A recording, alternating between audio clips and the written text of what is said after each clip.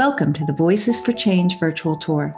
This webinar on teen dating violence is coming to you from Pennsylvania with our presenting partners, Safe Berks and Berks Teens Matter, and is made possible with support from Safe Berks, the Georgie Family Foundation, the Holleran Foundation, Berks County Community Foundation, and Connors Investor Services.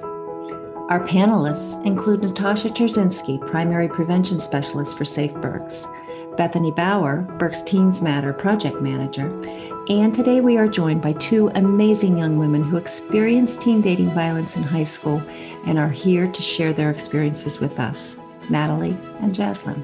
I am Tracy Schott.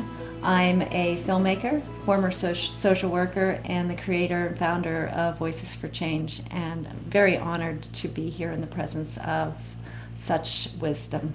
So let's get started. I want to start by really defining intimate partner violence. We often associate intimate partner violence, also known as domestic violence, with black eyes, broken bones. But physical violence is just a part of the problem. Natasha, could you help us with a definition of intimate partner violence? It is the pattern of power and control. So this could be when one partner has more power and control over the other partner. That's intimate partner violence. And it's all about power and control. It's not one egregious event. This is something that continually happens over and over and over again. How about telling us a little bit more about some of the things that teenagers particularly should be looking for in a dating relationship that is not healthy?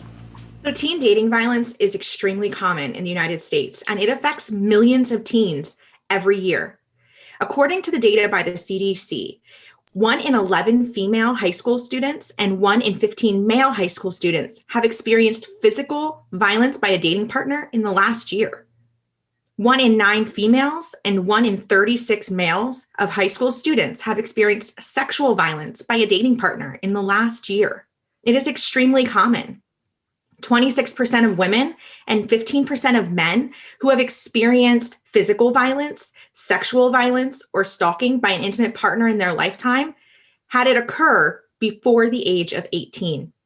When we think about healthy relationships, there are many foundational characteristics that a relationship should have. Without a solid foundation to a relationship, it could be unsteady, weak, or even crumble.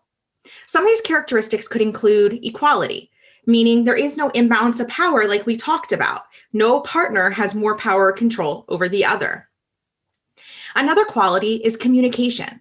Communication meaning that both partners feel comfortable enough to talk to each other about the relationship, about their viewpoints, their values, their beliefs. And if something's going wrong, they can talk about how to make it better. In order to have good communication, you need to be able to trust your partner. But in order to trust your partner, you need to have respect. You need to respect yourself. And you need to respect your partner's values, beliefs, opinions, and viewpoints. And they need to respect yours. A relationship is 50-50. It's not a one-way street. All of those characteristics I mentioned, there's many more that there can be, but all of those are foundational to a good, healthy relationship. So when I go into the classroom, a lot of times I ask students if jealousy is a good thing or a bad thing in a relationship. Many times the response is jealousy means they care. And a lot of you are probably nodding your heads in agreement. It's the most common myth I hear when I go into the classroom. So let me pose this as a scenario. One day, I'm going out with my partner and I run into my ex. When I'm done talking to my ex, my partner looks at me and says, "I don't like it. Don't do it again." In this situation, was my partner concerned about how that situation made me feel or about how it made them feel? Right, about how it made them feel. Jealousy is one's own insecurities being projected onto you. So jealousy means they care about themselves. It doesn't mean that they care about you. Sometimes when jealousy is taken too far, it can be a red flag of an unhealthy relationship. Red flags are also like warning signs that a relationship could be unhealthy or even abusive. I decided to put together a very short video for everyone that defines some of the most common red flags we talk about in the classroom. A lot of times teens think these things are normal, but they're not. They're actually warning signs of an abusive relationship. Red flags, also known as warning signs of unhealthy or abusive relationships. Here you will see 9 red flags being used as examples. This is not meant to limit or exclude all that could be present in a relationship. These here are some of the most common when looking at teen dating abuse. We are using technology now more than ever. 1 in 2 of all 14 to 24-year-olds have experienced some form of digital abuse. That's 50% of our teens. It's important that we discuss this form of abuse. I believe that everybody here in this space today can agree that human relationships and human connections are incredibly important for our well-being, right? Through the pandemic that we're all experiencing, it is evident that we are continuing to seek out, obtain, maintain relationships, but just in a different way, right? And so we see more so our digital world popping up even more. And so, for example, we've seen a rise in people utilizing social apps or dating apps within the last year. We've seen a rise in those usages. It's also important that during this pandemic that we talk more about dating violence. First of all, because in the research or the limited research that has been done through 2020, we know that there's a rise in teen dating violence. We also know that when folks are not out of their houses as much, or we're not engaged with some of our social activities as much, this social isolation can tend to lead to exasperated stress, specifically around abuse that we may be experiencing. And so for those 2 reasons, it's extremely important that we have this conversation, and also emphasizing how digital abuse can look in some of these relationships. And so first, let's just talk about the definition of digital abuse. So digital abuse is the use of technologies such as texting or social networking, or if you're emailing, and it is used, so that's a tool, right? And it's being used to control, to bully, to harass, or to intimidate you. We also know that 96% of young people who experience digital abuse also have experienced psychological abuse, physical abuse, and sexual abuse from their partners. And so digital abuse, so that's the definition, right? But what does it look like? One of the key things that I want you to take away from this is folks can utilize digital abuse as a control tactic. And one of those control tactics can be by invading your privacy or by minimizing the privacy that you have online, for example. And one of the ways that they could do that is by stealing your password for social media or any of the apps, the social networking apps that you have, or they can insist that you give them their password for social media.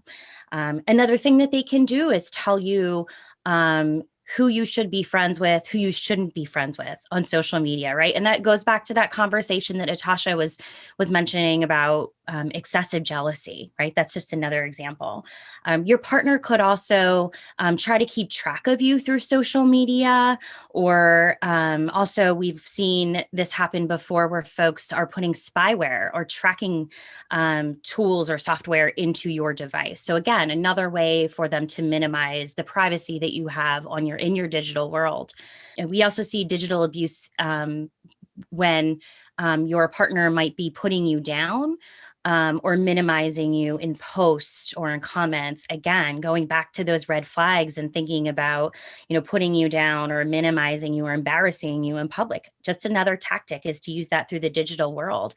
If your partner is taking photos of you or videos of you without your knowledge or without your permission, this is absolutely an invasion of your privacy and abusive.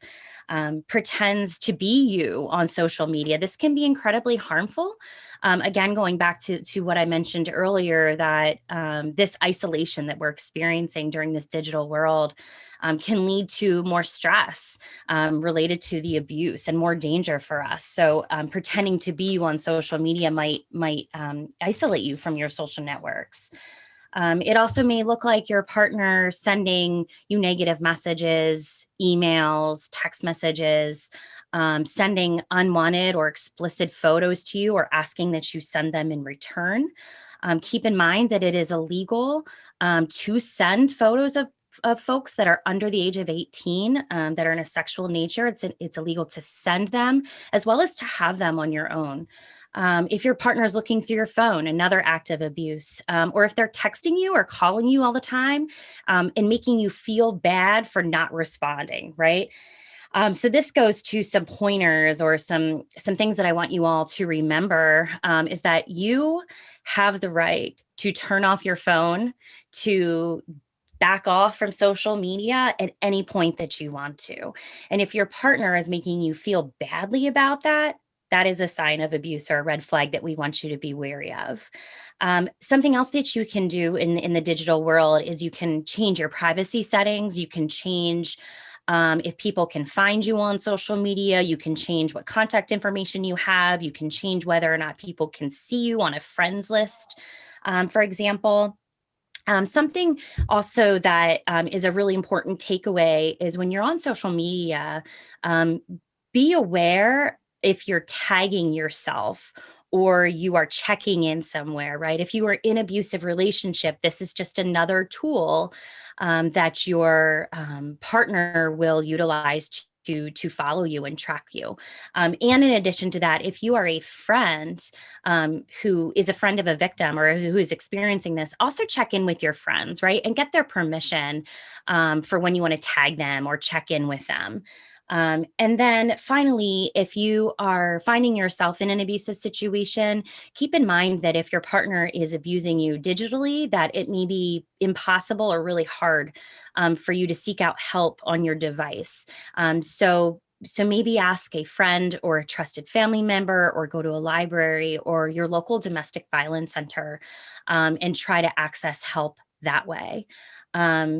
One good thing that I will close with is that in this pandemic world, we are certainly seeing that more taboo topics like dating violence and what we focus on at Berks Teens Matter, adolescent sexual health, are being discussed more openly. And so for that, I'm grateful to be a part of the webinar. And Tracy, I'm going to hand it back to you. Thank you, Bethany. Really good advice. I'd like to introduce Jaslyn, who is joining us. Jaslyn had an experience of dating violence when she was a senior in high school at Reading High. So tell us a little bit about your experience. We met through a mutual friend of ours. I had known her for a long time, and we met in school. It didn't take too long after we started talking for us to, get into the title of being in a relationship. It was really good at first. He was really kind-hearted. He did sweet things. He wrote me songs, things like that. So it got to a point where it got violent. And once it did, I kind of had in my head that he was this nice person. So we could kind of backtrack to that as long as I, would communicate with him. I know one of the first times that anything happened, it was it was an argument that wasn't too much of a big deal. And I had gotten tired of constantly arguing and having to talk things out. So I kind of would leave, the area. So he actually, at that point, he had grabbed my wrist and he told me that, without cursing in it, he told me that if I left, that he would break my hand. And so, we went through the hallways and I'm running, and throughout all this, it happened 3 times and it progressed each time it happened. But it was a tough situation because I knew that it was a bad relationship, but I kind of, like I said, just wanted to go back to how it was. Right. I didn't realize until it ended that, that's how it always was. I feel like he just kind of put up this facade for a long time so that I would get used to the nice of him and then stick around to get back to that point. Right. So how did you get out of that relationship? How did it get to a place where you were able to escape? I remember I was in class one day, which he actually switched his classes so that he could be in my literature class. So I was in class one day and my vice principal, she came and she's like, we need to talk about grades. And I was confused because we already talked about grades the week before. So she walked me to her room. And then when we went into her office, I saw the social worker there, Miss Height, and I knew her from my best friend who kind of like hooked me up with her because she told her that there was a situation going on. And I saw her there and immediately I knew what it was about. So they kind of, talked me down and they were trying to like put some sense in my head. And I, although I understood everything they were saying, I didn't want to fully recognize the issue. It took up until probably the second time that I talked to a police officer because he actually got apprehended while in school that it kind of clicked for me. And I did have my best friend there. She had my back. My current boyfriend, he was there and he was supporting me. So I did, it took a lot of support and a lot of being forced away from him to really kind of wake up almost. It's one of the things that people get frustrated with. They don't understand the almost addictive quality to these relationships because you really do kind of get sucked into this person who you thought they were, and that maybe if you just act differently, they'll go back to being that nice person. And it is hard. It's hard to leave, and not everybody understands that on the outside. So having that really good friend support and adult support, I think, is really important. I believe you told me that you were actually they saw on security cameras him strangling you. Yeah, we actually, because he had got apprehended that day and the school kind of pushed it, we went to trial multiple times. I think I had only went while he was there twice. And I was shown the footage the day that I was going to make the decision to pursue it to jail time or to like let him, be on probation and do anger management. And I watched the video and it was kind of like an out of body experience because you visualize it one way and then you see it another way. But so I did see the video. They had it on camera, at least the one incident they did have on footage. That's a really interesting perspective, to see it happening, that description of an out-of-body experience. Yeah, I hear you. How did you feel after the relationship ended?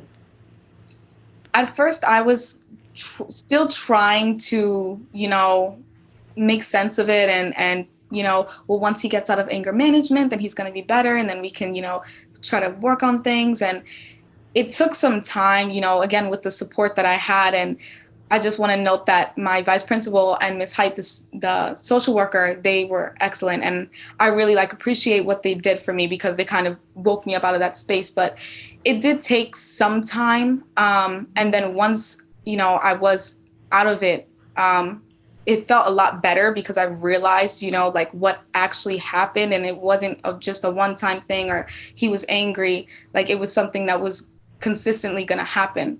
Right. Thank you so much for sharing your experience, Jaslyn. I think that there's so much we can learn from your voice. Natalie, I'd like to check in with you. I met Natalie through her mom. Natalie's mom is actually in the film Finding Jen's Voice. And so Natalie, grew up in kind of a unique situation and was a witness to her father shooting her mom when she was only 12 years old. Fast forward about 5-6 years, right, Natalie, and you found yourself in your own abusive relationship. Would you tell us a little bit about that experience? This relationship started when I was 16. I met him in high school through some mutual friends, and he was a year younger than me, actually. So this was my first experience of being in love. I had never been in a serious relationship before being 16. So this was, you know, all the feelings were coming out. You know, I was like, felt so special and, you know, so in love. And, you know, things were great for 6 months, a year. It was like just perfect. And then I started seeing some changes in his behavior, and it went from, you know, texting me, "I love you so much, baby," to getting a text 2 hours later,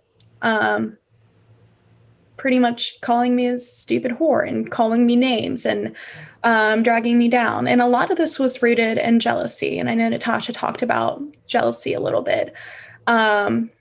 But he was constantly thinking I was talking to other guys. He was constantly thinking I was, you know, cheating on him.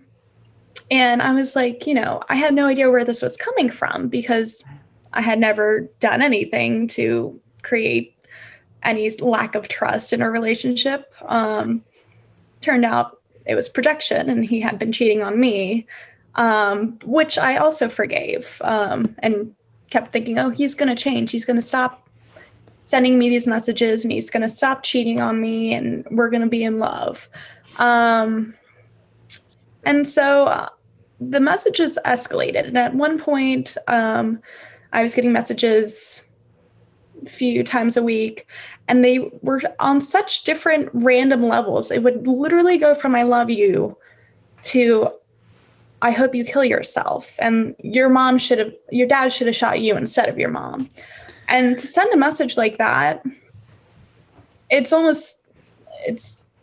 beyond abuse. It's like attacking you right where you know you're weakest.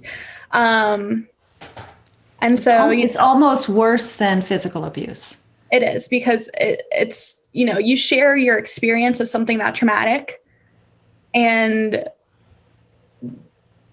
to have someone who loves you say that kind of thing. I mean, it's a slap in the face. And then eventually, you know, this continued, and it eventually escalated to the point where he did get physical, and there were several occasions where he did hit me, and there was even some sexual violence. So I wasn't able to really see that things weren't going to change until these physical incidences. And I had actually spoken with his mom about this, and like, you know, she kept saying, you know, this is my son, but you need to leave. And she was, when I called her the very last time this happened, she was crying because she had been in abusive relationships, and to hear that. And then Natasha also talked about, you know, hitting things. And there were multiple occasions where, you know, we were teenagers. So his mom had come to pick him up from my house, and he didn't want to leave. And so he just started beating her car. And then there were times I would go over to his house and there are holes in the wall. I mean, so it was scary. And finally, I was able to say, I need to get out of this. He was having severe delusions around me. It escalated to the point where he was in the hospital and having delusions that I was sleeping with one of the nurse assistants there. So at that point, I was like, okay, obviously this is not going to get better. It's escalated to a point beyond my control. And so I cut all ties. And about a month or two later, I, on social media, see these people retweeting photos of me that he had posted online. Private photos I had sent when we were in our relationship. And at that point, I said, this is harassment. And I got the police involved and ended up getting a no contact order because, you know, there's nothing that I ended the relationship as peacefully as I could, I felt, for everything that I had gone through. I didn't want to get the police involved about the physical abuse, but I ended up doing that too, because, you know, it was very difficult. And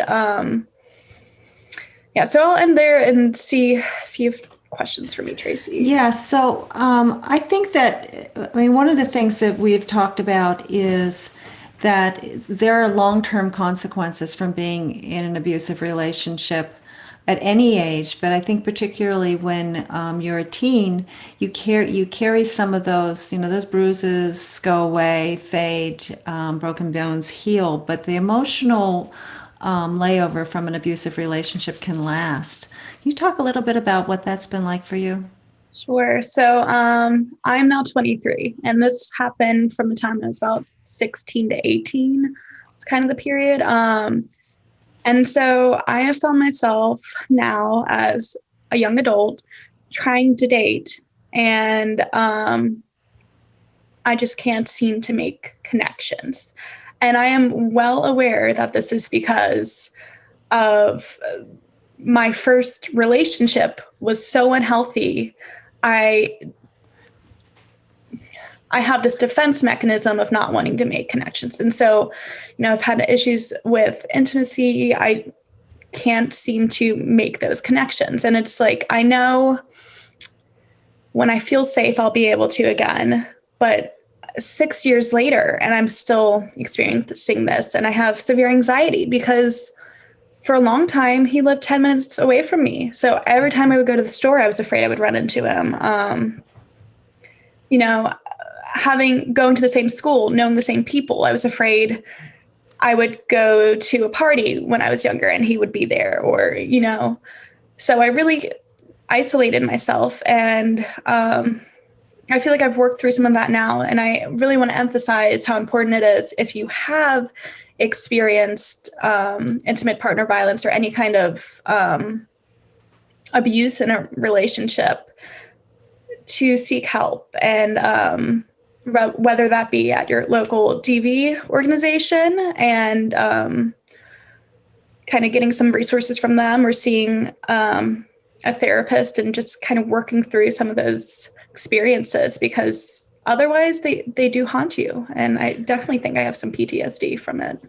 Well, it's really good advice, Natalie. And I should point out to our audience that Natalie is a college student and she's studying psychology, sociology, and gender studies. So she's really, well informed and has really great insight into her own experience. But having all of that knowledge doesn't necessarily take away just the emotional devastation that abusive relationships can leave behind. What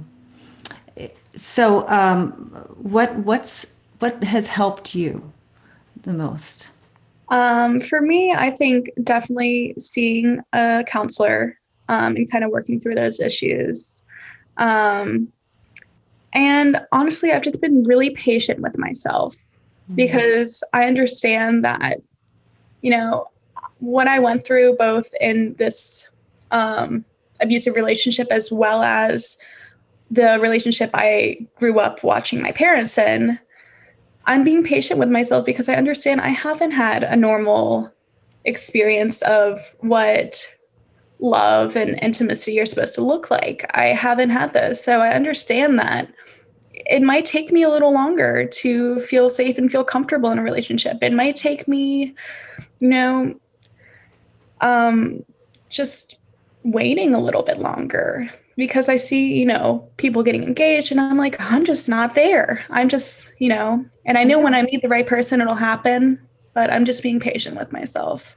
I think that's such great advice. What are some people's ideas about how do we prevent teen dating violence? How do we prevent abuse? So in order to prevent abuse, one thing that we can do is have education, more education in the schools, more education for parents to have these tough conversations with their kids, to have that open and trusted adult relationship that every kid needs so that they're supported, so that they know there's someone they can go to talk about it. So that way we can prevent it from happening in the future. I think it's never too early for adults to talk to young people about relationships, right? For example, we can talk to 3 and 4-year-olds about issues around consent, right? We need permission to give our friends hugs. We need permission to, spend time with them as friends. And so I think having these conversations early, not only at home, but also in schools. We don't talk about healthy relationships. So that's where I would start with preventing it. Jocelyn, what do you think could have helped you prevented you from getting in this relationship? I think maybe, I did have people telling me, about his past, which was similar. I think, like they said, like education definitely helps in a more of a realistic way, instead of like if your boyfriend hits you, but also like pre-existing signs, that you can watch out for. Well, this can lead to violence, just signs that, would end up leading to a violent relationship, as opposed to just focusing on the violence itself. We make a mistake when we only talk about abuse in terms of physical violence, because by the time the physical violence happens, a whole lot of other abuse has happened already. Honestly, even though I knew what was happening, I had seen it before, you don't want to think, I'm going to go through this. So you kind of push it away. But I have to agree with Natasha and Bethany. I think intervention early through education, because we go through sex ed in middle school, even as early as elementary school sometimes. And we talk about sex and we talk about relationships, but we never talk about healthy sex and healthy relationships. We don't talk about, this is what should not be happening when you're experiencing intimacy. This is what should not be happening when you're in love with someone. So I think even though I was aware of it, I think I was never educated thoroughly, Seeing it is much different than being educated on it and being told specifically, these are what you need to look out for, and it can start this way and it may end up this way. So I have to agree with it starts systematically, and for young adults, that's in school. I would agree with you completely, and I also think that one of the things you said is important for people to understand is that nobody really wants to think of themselves as a victim. And most of the women that I have met who have been in abusive relationships are really strong. They're strong personalities, they're intelligent, and being a victim doesn't really fit their MO. I also was thinking, as I was listening to Natalie talk too, that I think there's a lot of emphasis on how can victims or potential victims prevent this? And I think we need to instead be having the conversation as a society and as a whole to think about how do we change behavior of potential perpetrators or of everyone, right? So that we're exhibiting healthy relationships, healthy behaviors versus those abusive and controlling. I think you're making a really good point, and I think it gets to the more pervasive attitude in our society, which is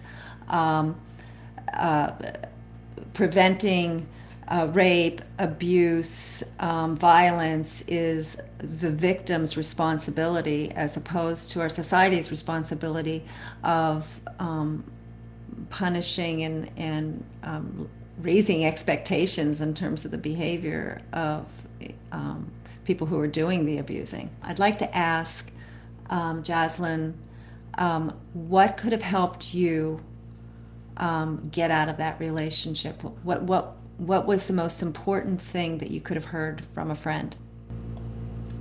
That is tough. I did have, like I said, a lot of people on my side. I think in my case, it kind of took time and being separated from him to kind of really feel the weight of everything, the whole situation, everything that happened.